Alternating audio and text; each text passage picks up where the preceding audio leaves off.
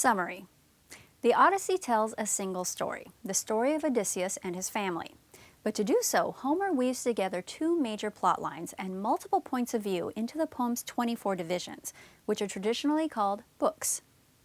In Book 1, Homer starts with some backstory, letting his listeners know who the poem will be about and how it fits into the history of the Trojan War. From there, he moves to a high-level perspective, a council of the Greek gods. The gods provide more background for the poem and set things in motion. Zeus, king of the gods, sends a messenger to free Odysseus from Calypso's island, where he's been held captive for 7 years.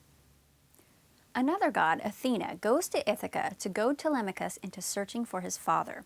Telemachus tells off the suitors who want to marry his mother and who have been eating and drinking at his home every night.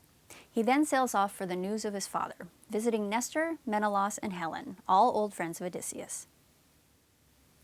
In Book 5, Odysseus sails away from Calypso's island on a homemade raft. Poseidon, however, swamps the raft with a storm because the angered god still doesn't want Odysseus to make it home. Odysseus washes up on a beach. Princess Nausicaa finds him there, gives him clothes, and brings him back to the palace, where Odysseus recounts part of his story. In Book 9, he tells about his adventure of blinding the Cyclops. In Book 10, he tells a story of visiting Circe's island, where his men are turned into pigs. From there, he visits Hades, the land of the dead. In Book 12, Odysseus' men trip him up again. They kill some of the sun god's cattle, and Zeus, who wants to help Odysseus, must destroy their ship as punishment. That's how Odysseus ends up on a raft, and then on Calypso's island, which we saw in Book 1. If the narrative starts to sound confusing when you get to this point in the poem, remember that the stories Odysseus tells in Books 9 through 12 are essentially flashbacks, adventures that have already happened. The Phaeacians, Nausicaa's people, take pity on Odysseus and get him to Ithaca. Poseidon is so angry that he turns their ship to stone in Book 13. Odysseus, though, is back at home, disguised by Athena. Eumaeus, a loyal swineherd, gives Odysseus shelter in Book 14. Odysseus' son Telemachus heads home independently, dodging an ambush by the men who want to marry his mother.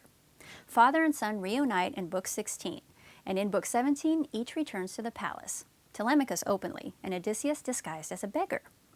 When Odysseus enters his palace, 3 important things happen. He's recognized by his old dog, abused by a friend of the suitors, and challenged by a real beggar. The suitors call for a fight, and Odysseus soundly beats up the real beggar in Book 18. In Book 19, Penelope questions Odysseus, who is still in disguise. He claims that Odysseus will soon be home, and well, he should know. In Book 21, Penelope proposes a test. She'll marry the man who can string Odysseus' bow and shoot an arrow through 12 axe heads. All the suitors fail, but Odysseus strings the bow. He makes the shot through the axes, then puts the next arrow into Antinous, the loudest, rudest suitor of all. Odysseus, his son, and a couple of loyal servants then slaughter the rest of the suitors.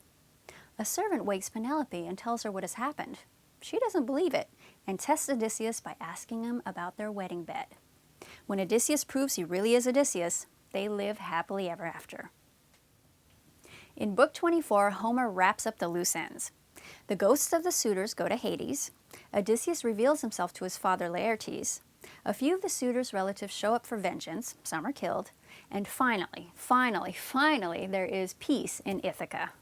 Phew!